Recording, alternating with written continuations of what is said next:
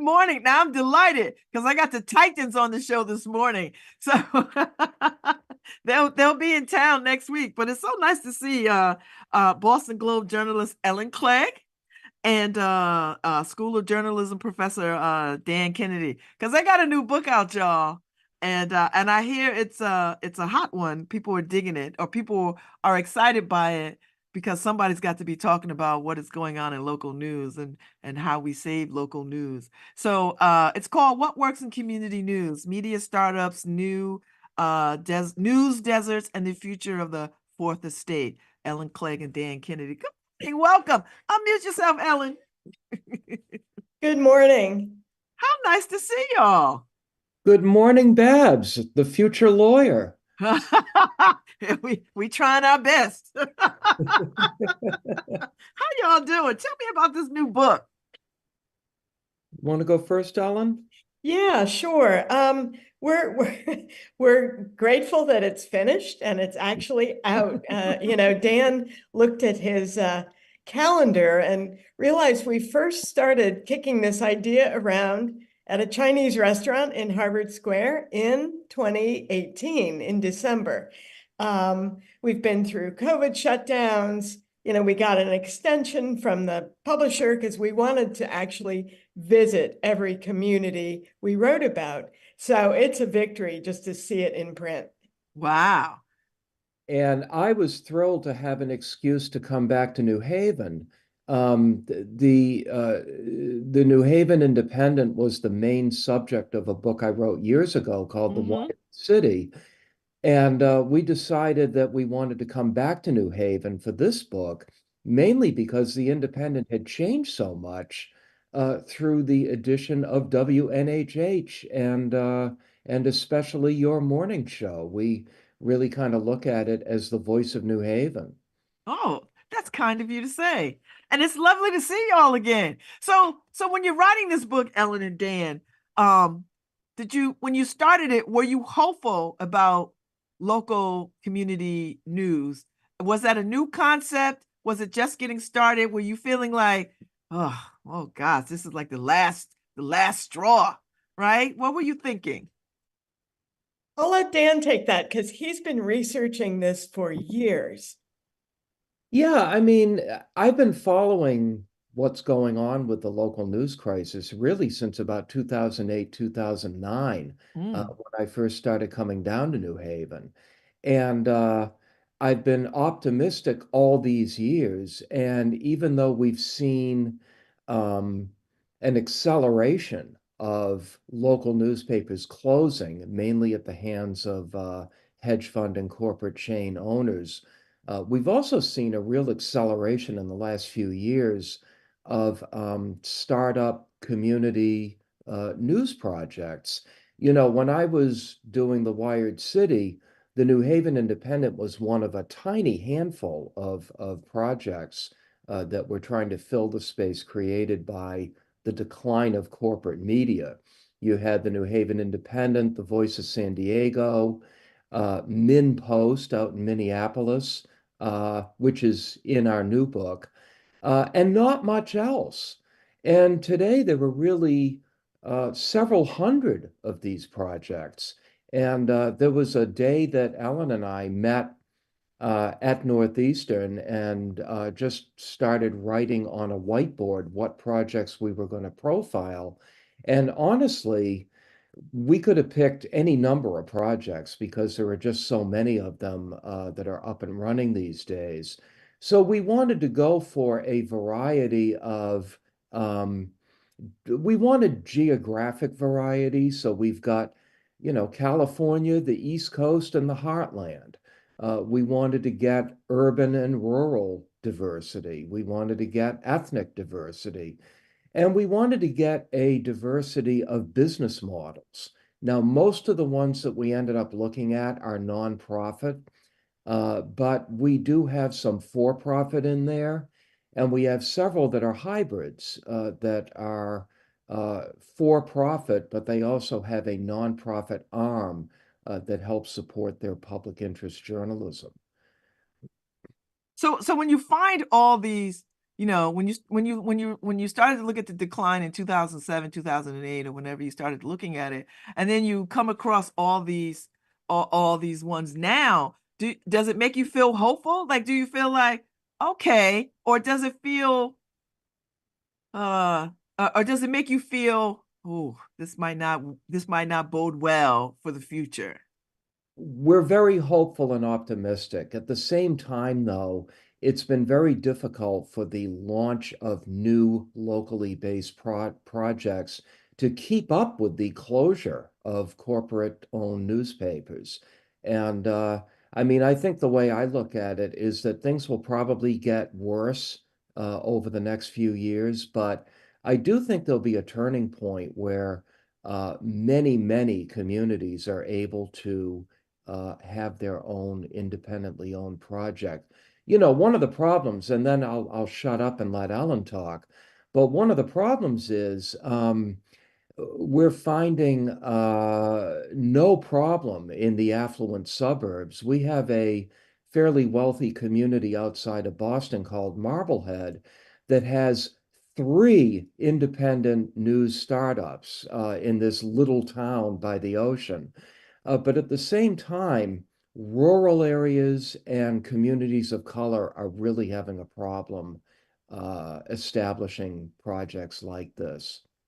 So when affluent neighborhoods take this on, does it change? Does the type of news change? Like, is the news affluent? Like, who are they talking to? What's the gist of the news?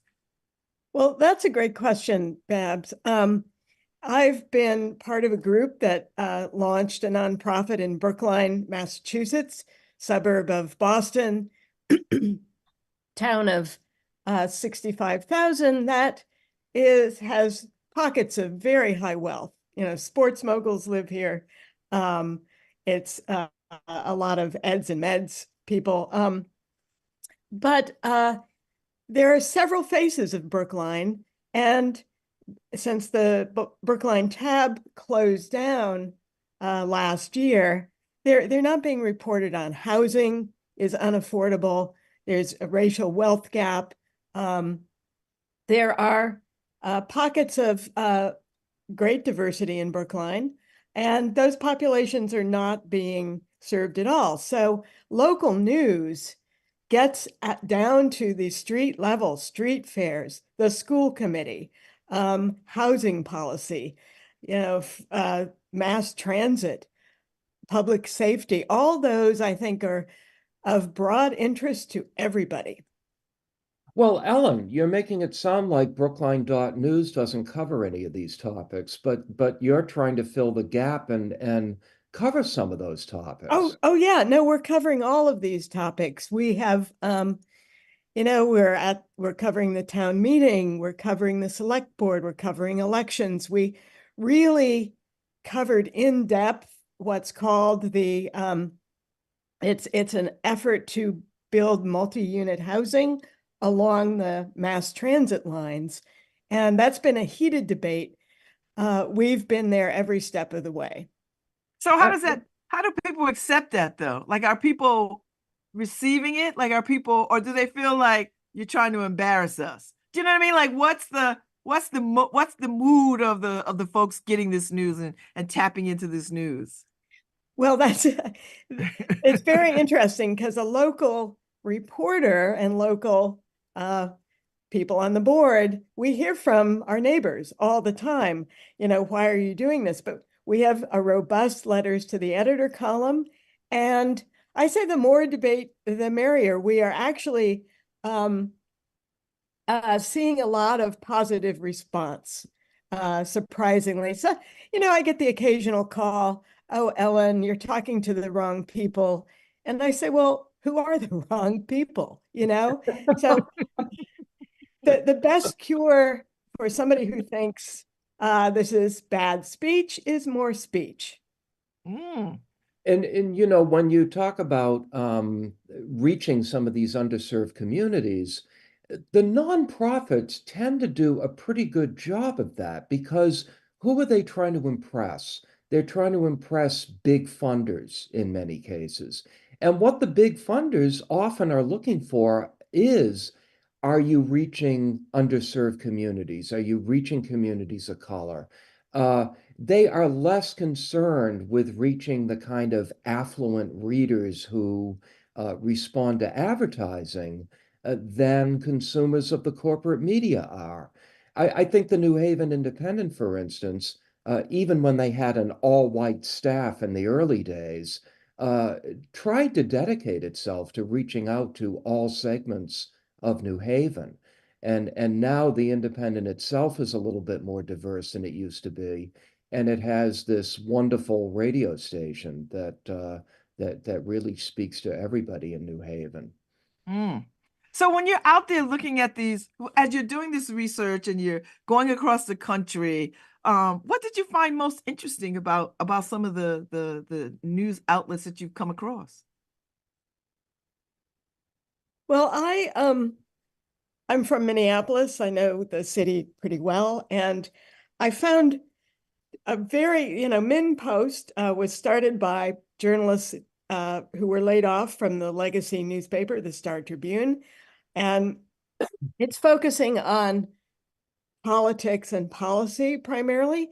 But there was another startup called Sahan Journal that is covering the emerging African diaspora in Minneapolis, of all places.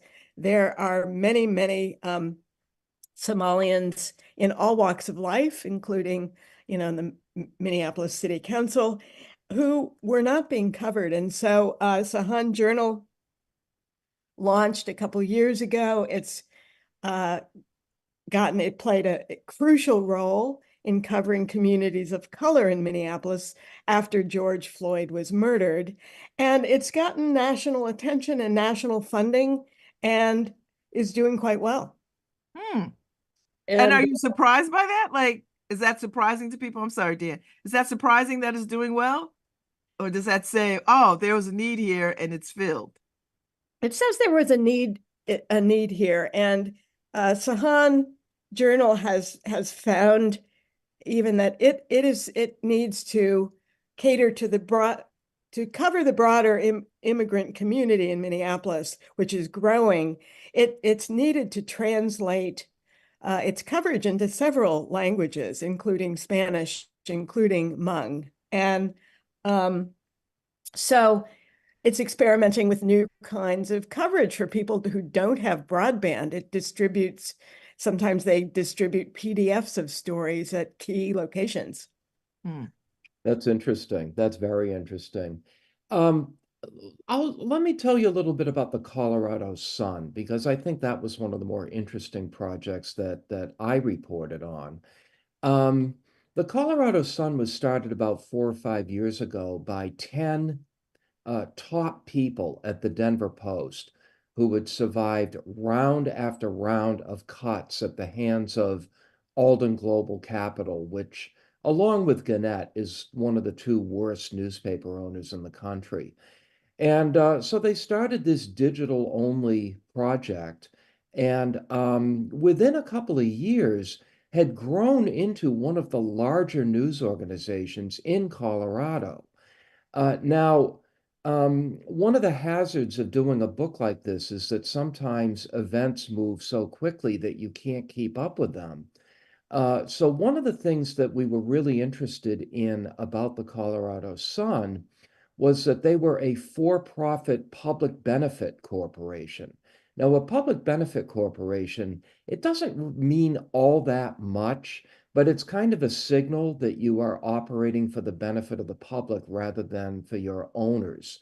So they were legally able to take whatever revenues they were earning and plow them back into the journalism rather than being required to enrich their shareholders. Um, the Sun was also one of these hybrids that we were talking about. They work with a nonprofit organization, and people can make and people, foundations, whatever, can make their tax-deductible contributions to the nonprofit.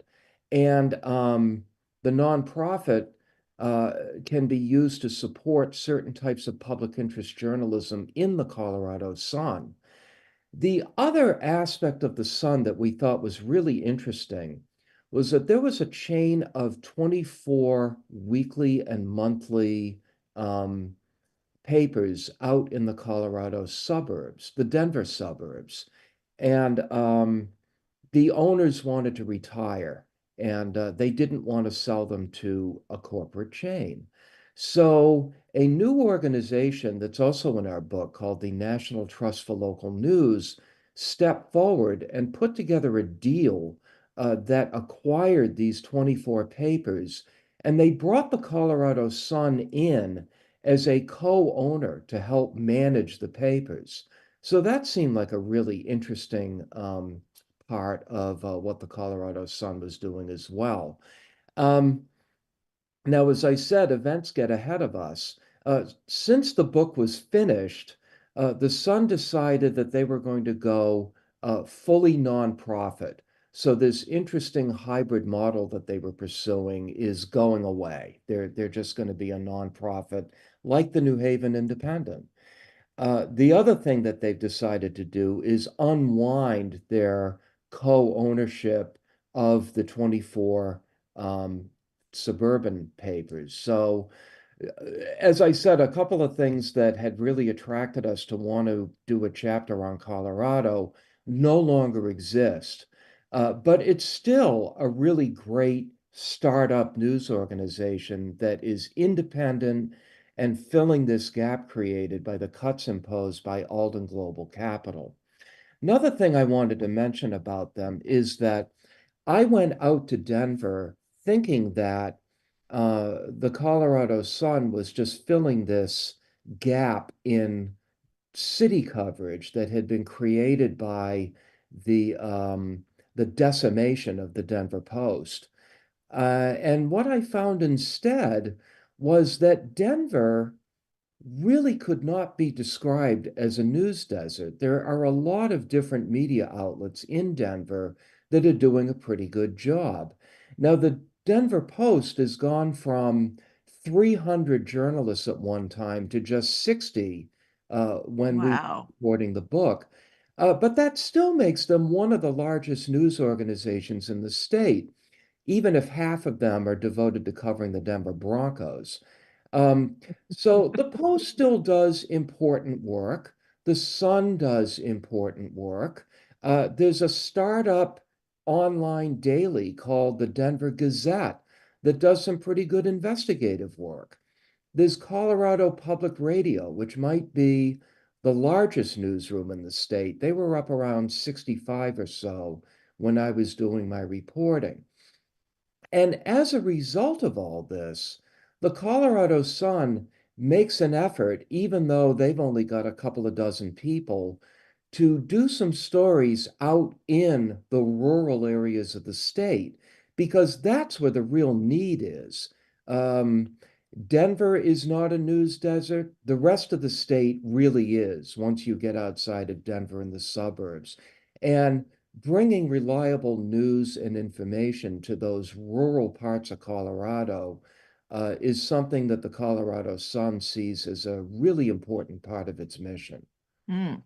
So let me ask you, uh, all these things that are happening, these startups, these reimagining how local news is carried out and curated. Do these corporate folks pay attention to this and look for opportunities to sort of replicate, take over? Like, are they paying attention? Are they looking? Are they saying, "Oh, this is how you do this. We could do this. We have money. We could do it better." The short answer is no. You want to take it from there, Alan? Thanks, Stan, for that. Yeah, the short answer is no, because local news is, there's a famous saying that Dan has said many times, local news does not scale well.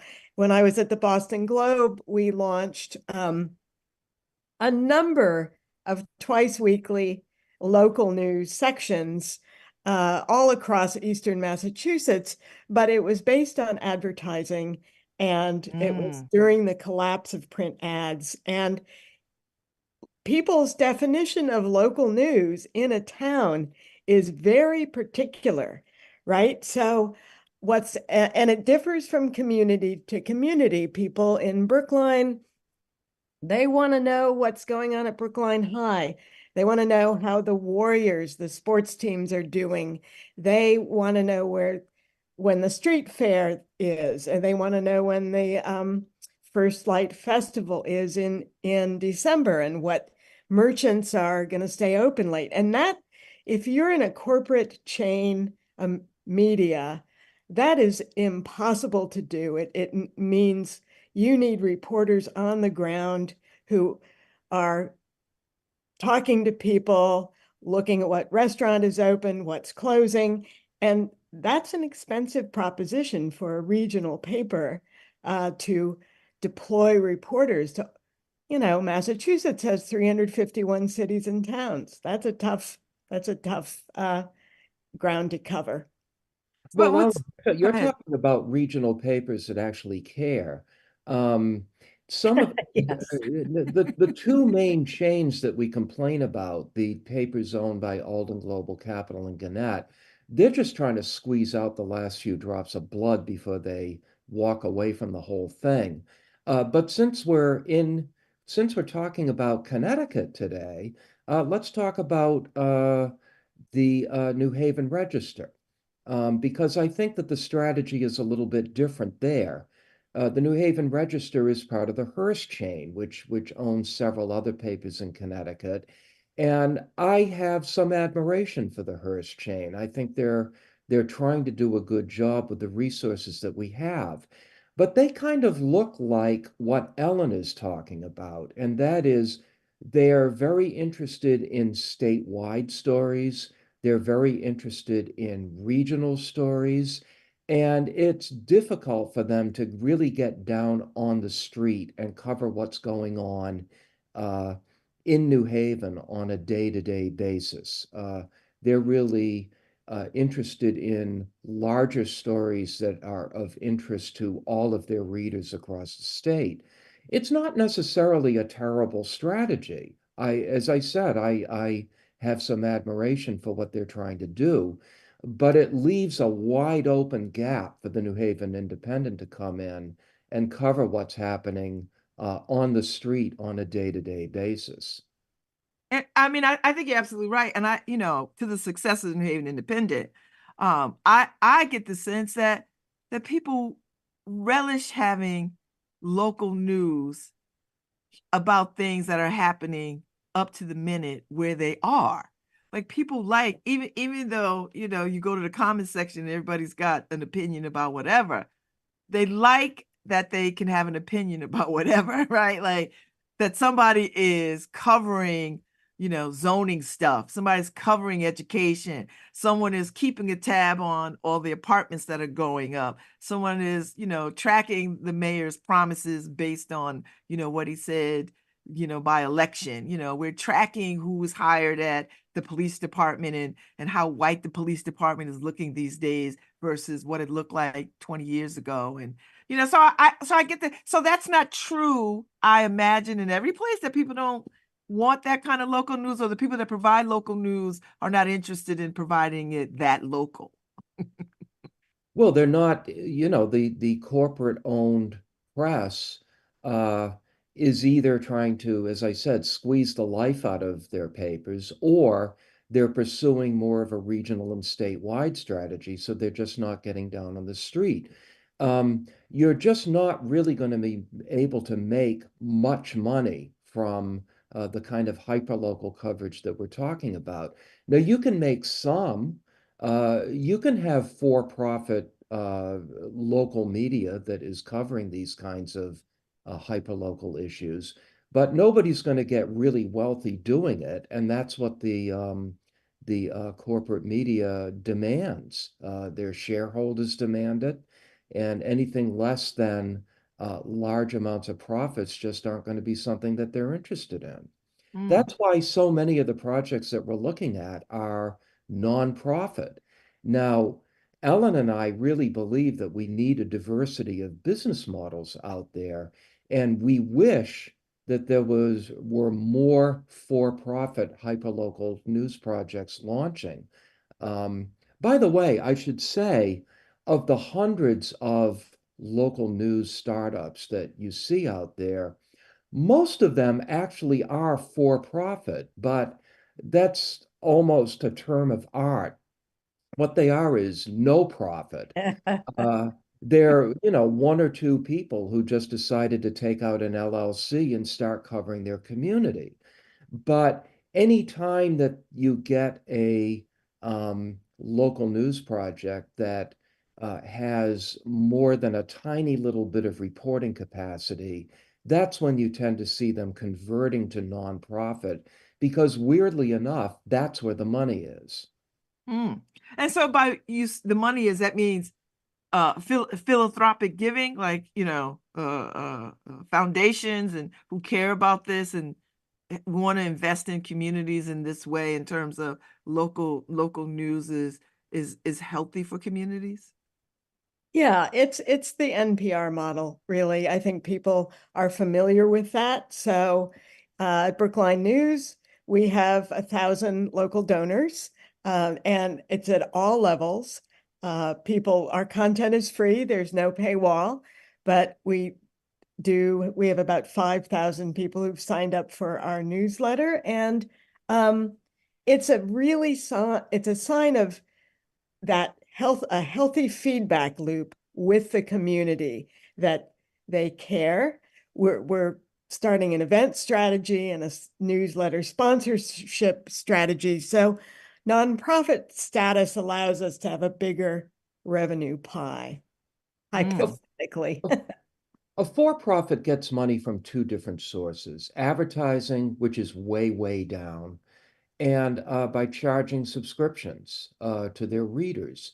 And certainly at the hyperlocal level, that has proved to be a really tough sell. For nonprofits tend to have a three-legged stool. You get large gifts from foundations and high net worth individuals, which I think Paul Bass taught me is nonprofit speak for rich people. Um, and then you get essentially membership donations. A lot of nonprofits might give you something with it, like maybe an extra newsletter or early access to certain types of content. A lot of nonprofits just say thank you.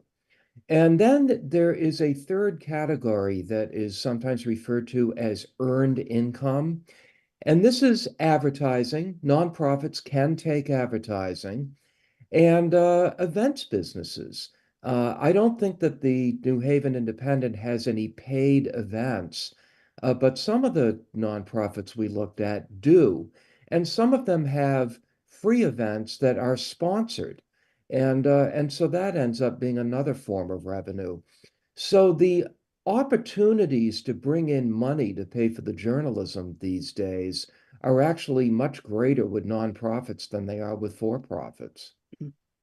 So when you look down the road, when you think about the future, when you future forecast, I mean, are you still optimistic? I mean, what do the trends tell you? Dan, how's your crystal ball? Oh, 20 years ago, I was telling everybody that there would be no print newspapers by now, so I'm a bad person to make predictions. Well, there almost aren't any print newspapers. I mean, Well, they're smaller than they used to be, but they're still here.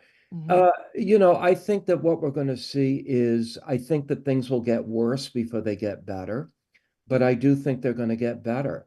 I think that many, many communities are going to find that they can take care of their own news and information needs. And I think that Ellen and I are hoping that our book will serve as an inspiration for the launch of more of these projects. The problem, as always, is going to be serving urban communities, serving rural communities. As we said, the sweet spot is the affluent suburbs. And I think that Yale. I think that New Haven is a little bit different because I think Yale has a lot to do with why New Haven is different. Um, because New Haven is a diverse city not especially affluent, and yet it may be the best covered medium-sized city in the country because of the work that the Independent does. I'll give you an example of how hard this can be. Now, Ellen has had great success in Brookline. I live in Medford, which is another suburb of Boston, and it's a medium-sized city. Um, and I'll tell you, it's not a low-income city. I think it's fairly affluent. We've got a great deal of diversity. Um, but we have not been able to start anything in Medford because although it's affluent, it's not as affluent as Brookline. It's well educated, but it's not in the upper tier the way a place like Brookline is. And a group of us talked about trying to start a nonprofit. Ellen was our guest speaker at one of our meetings. And what we realized is that we're all still working. None of us had the time to put into organizing the group that would be needed to get it off the ground, starting the fundraising. And I spent a year trying to talk two different for-profit newspaper publishers into coming to Medford. And they both took a long look at it, and they both ended up saying no in the end. And now there's a third nonprofit that I'm very hopeful about, but it hasn't happened yet, and we'll have to see what happens. Hmm. Well, I mean, I appreciate your optimism because I'm an optimistic person myself. But it sounds like you almost can't be optimistic because you're getting no's and there's still news deserts out there. And it seems like the divide is getting bigger, even though, this is another example of that if rich folks, if rich affluent people don't take this up as some kind of cause, then what happens? Well, why don't you? Okay, this might be an opening to talk about what's the name of that big philanthropy, Alan? You can talk about them. Uh, the American Journalism Project or the MacArthur, the Press Forward. Press Forward, that's it. So there's a new gathering together of different philanthropies. It's run by the MacArthur Foundation. It's called Press Forward. And it just launched and made a promise of devoting 500 million philanthropic dollars to local news all across the country, focusing on communities of color, underserved areas, and rural areas. It's just getting started, but the $500 million pledge is over 5 years and spread over the whole country. That's not enough. And it's great. Everybody's grateful to see it happening, but covering rural areas, I reported in Iowa and drove all over Northwest Iowa. And there are tiny towns that have a print newspaper that's 100 years old or more, still run by a family ownership that are really struggling. They're for profit. So they are in Western Iowa, they're a number of papers are looking to a hybrid model. Some former journalists and academics started the Western Iowa Journalism Foundation, which is an umbrella nonprofit that can dole out grants to for-profit papers. I think the Press Forward initiative could look at something like that. So we're watching it with optimism, but who knows?